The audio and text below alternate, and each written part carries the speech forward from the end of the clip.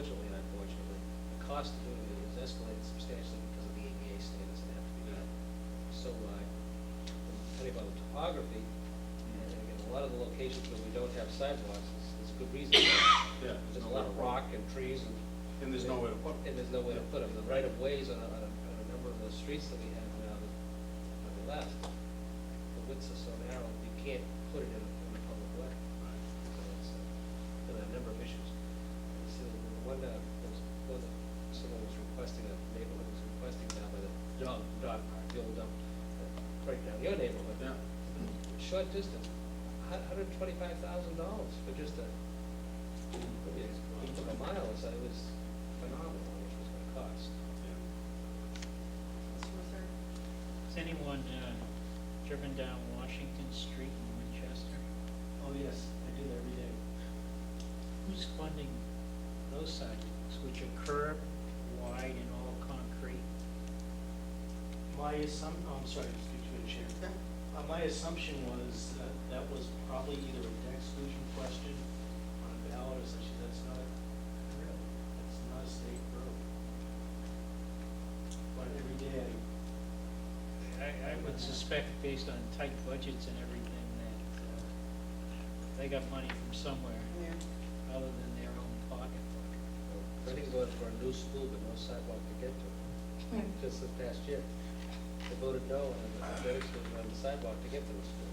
Yeah, so I mean, just wondering if there's some funds around, some program around that, they may have had in some supplemental budget, the legislature, maybe one of the legislators had something attached to it. pork barrel, Well, I mean, I know like if it's a state road, 62, you have to put in, it has to be so wide, you have to have telephone poles in the middle of part of it, and so forth, but Doesn't have to be the middle, they just happen to be the middle. they're gonna move those. These sidewalks are twice as wide, and they're all concrete. Did you see what they did? I know, I See know. what they did to address that? They went around and they knocked out wire. It works. But what I'm getting at is, if it's not a state-owned road, it's just a town road, and that, is it possible to just put in like a paved pathway? I mean, you know what I mean? You can't. You can't do that As much legally? as we'd like to. Because Because Really? Yeah. So if you didn't curb it, you just put it in So we do without. on the other side of the It trees? just doesn't make a lot of sense. You don't necessarily, Madam Chair, if I may, you don't necessarily need a curb, but you have to have certain widths. Right. And no obstruction. 4 feet. Well, could we call it something else? No. This is a bike path, you know what I mean? Well, they were doing something in the town of Boxford.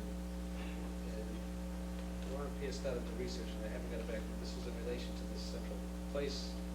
It wasn't an ADA, and they got it passed, they're doing something with it. So we haven't found a way around it. I think what we found was, don't ask, don't tell. Or don't tell, don't ask, whatever. Yeah. Whatever way it goes. Because they're just doing it, and nobody's saying anything about it. Because it certainly is an improvement, but it's not up to the standards that it should be, and certainly not possibly cost to it. Well, the stands that you So can as afford. Bob just said, it doesn't make much sense, so we do it out. Instead of having something better than nothing, we do it out. That's unfortunate, so until there's some sort of a change, or people look the other way.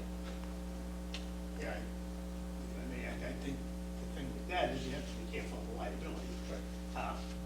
God forbid somebody disabled, something happens, wide open. But right now, it's not even passable. Yeah, well, I know, but you made it so they couldn't, you know what I'm saying? It's not a good policy. Okay, We'll revisit this later. yep, Yeah. okay, we got through our list, so Gee, you probably want to see goal setting on the agenda next time, one you may have. I will briefly summarize the goals and the next steps to partly, in an effort to keep up with the goals and who's going to be involved, and we can edit that if I get it wrong. And we will also, along with the town administrator, will use those goals for his goal setting as part of the performance review. We can do that together, set attainable, measurable goals as part of that. Okay, with that said, we can move along. Doesn't sound like poor Tom's feeling too well. Oh, I'm feeling fine, my allergies are horrible okay. tonight for some reason. allergic to goal setting? No, I love goal setting. You don't have to go that far. Maybe the work, but not goal setting. Okay, so we have the town administrators report. Yes, please. thank you. First, I'd like to give some congratulations and thank you letters to two of my employees. One is from the Veterans Northeast Outreach Center, and this is to Mr. Callahan and Mrs. Stevens in our Veterans Office. They received donations of unused automobile models and plane models and such, and from a resident, and they donated it to the Veterans Northeast Outreach Center for their clients to utilize, and that was very nice of them. It was great to see us working with the Veterans Organization. I'm very appreciative. I received a letter from Mr. George St. Pierre, congratulating Brian and thanking Brian. He had a tree placed in his late wife's name at Sugar Park, and he thanked Brian for having the tree placed there, and how nice the park looks and such. I wish to thank Brian for that also. I also, and I notified the board, I had a meeting with RMLD, Verizon, regarding the boxes. And currently, right now, there's about 50 to 65 in the town. Their goal is that 75 or 80 of these fiber optic distribution hubs located. Their intention is to move them to a higher setting, I think approximately 10 to 12 feet above ground. All the new ones will be placed there. The older ones, if they are in settings that are generally residential and such, they will be moving them either higher or onto another pole. Those that are very isolated, they may, not deal with, but generally those who are in high traffic areas, their intention is to move those. So I appreciate Verizon and RMLD. Did they give a timetable on that or something? They were gonna start doing that for all the new ones immediately, and then they were going out looking at all the older ones and seeing if they can physically move them. In certain cases, they may not, Mr. Callahan, because of certain guy wires that attach to the pole, so you physically have to move it from one pole to another pole to locate. But their intention is on moving those to a higher height from the ground. Mr. Rosario? What were they thinking? Yeah. They weren't. They weren't. No, they weren't thinking, and part of it is easy access for them to maintain. Don't find the pole.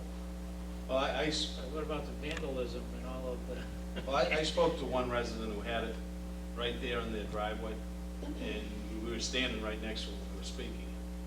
And they said that they were thinking of the safety of their workers. And this gentleman asked the man from Verizon, how often is your worker going to be there? And he said, well, probably once, twice a year. And he said, well, my kids are out here playing every day, so if we're going to take safety into concern, what about my kids out here playing right next to it? I think there's been some misinformation. I mean, this gentleman asked the man, is it possible to put on another pole? And they responded by saying, well, there's only 5 poles on your whole street. I was standing there, from where I was standing, I could count 9 poles.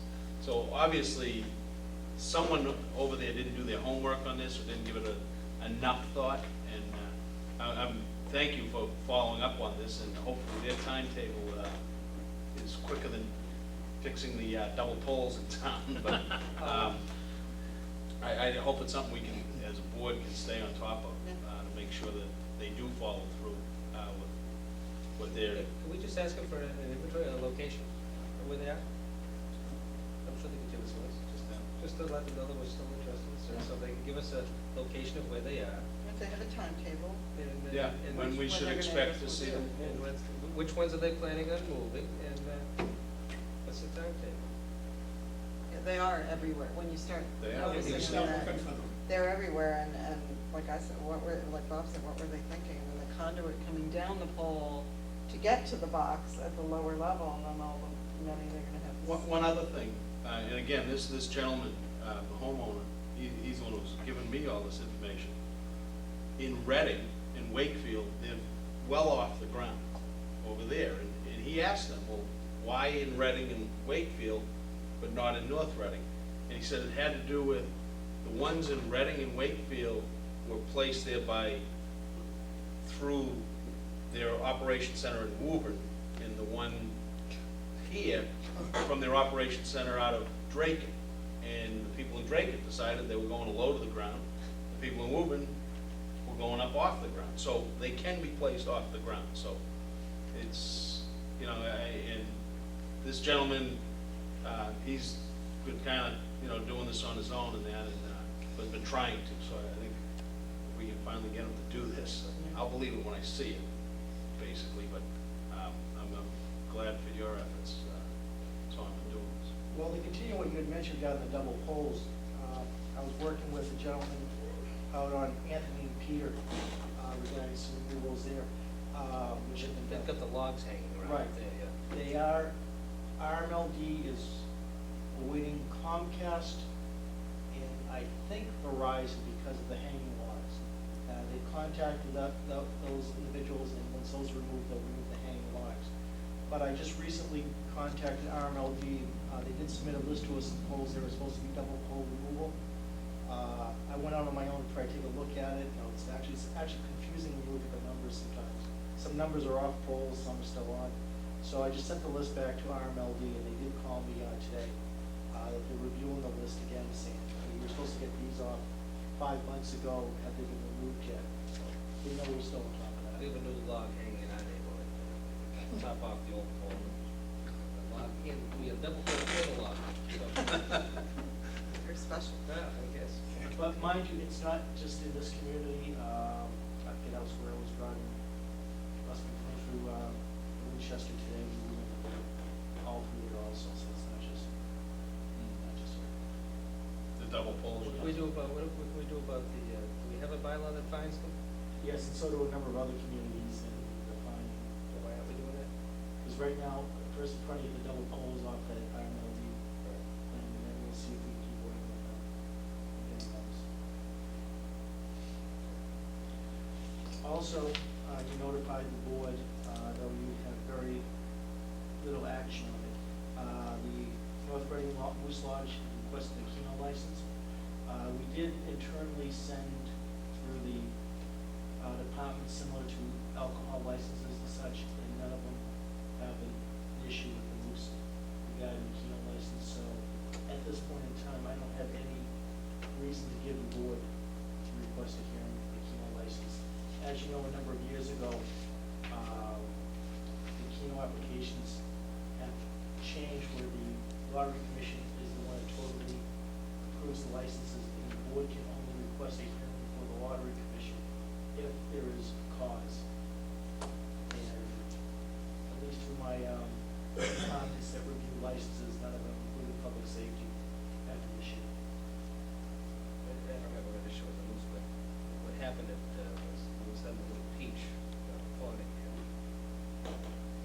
Wasn't a good situation. That was during that cusp period when the lottery took it away from the cities and towns and it was implemented unilaterally, gave up the license, and then you have situations where, you know, people are walking vehicles, you know, guys sitting there, people are sitting there scratching and playing numbers right inside the doorway of a convenience store, which really doesn't seem to. It was on today, Duffy, right? Oh, it does now, I Yeah. mean, so Right. they're almost grandfathered,